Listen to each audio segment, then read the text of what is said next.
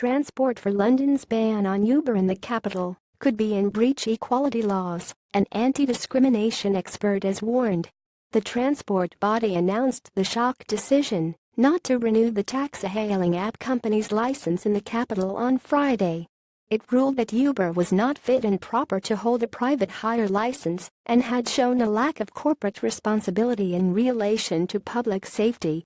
The Mayor of London faced criticism on Saturday over the destruction of a lifeline for tens of thousands of drivers from ethnic minority backgrounds.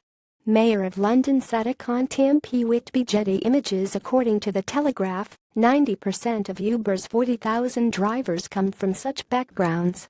Iqbal Wahab, former chairman of the Department of Work and Pensions Ethnic Minority Advisory Group, said the move could be classed as a breach of TfL's duty to avoid discrimination. He wrote in an article for the International Business Times, "I wonder what regard TfL gave to this legal duty as part of its decision-making process." Fears Uber drivers are concerned for their financial security and livelihoods. EPA. There is a huge disparity in socio-economic conditions of BME Black minority ethnic citizens and their white British counterparts. And for many of them, Uber was a way to earn a living, however modest, and come off benefits. If they are able to win their appeal, Uber will have to rigorously clean up its conduct and be fit to serve London better. But by having put fear of economic uncertainty into 40,000 households, City Hall could more rigorously interrogate all its responsibilities.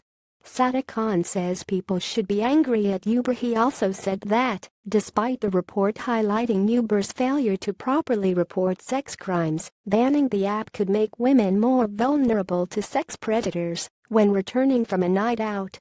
He added, and will women who have grown to rely on Uber drivers to take them home safely at the end of a night out going to be more vulnerable to sex predators from even more badly regulated cab firms or on the vagaries of certain parts of our public transport system and under-policed streets? The claims came just hours after Sadiq Khan urged more than 500,000 people who had signed a petition against the ban to direct their anger at the firm. In a fresh statement, released after it became the fastest growing this year, Mr. Khan said, "I have every sympathy with Uber drivers and customers affected by this decision, but their anger really should be directed at Uber." Uber loses license to operate in London. Reaction highlights they have let down their drivers and customers by failing, in the view of TfL, to act as a fit and proper operator. "I suspect it will take some time before this situation with Uber fully plays out," the mayor added. Uber's license expires on Saturday, September 30th, from which date the firm will have 21 days to appeal.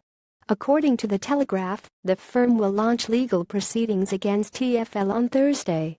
TfL said on Friday that the app will remain active in London until the appeal process is exhausted.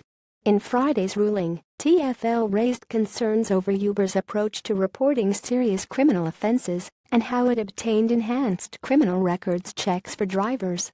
It flagged up Uber's approach to how medical certificates were obtained, for example, drivers using an online GP service via video rather than having a check in person as the regulations insist. The transport body also queried Uber's use of grey ball software, which could be used to block regulators' access to the app.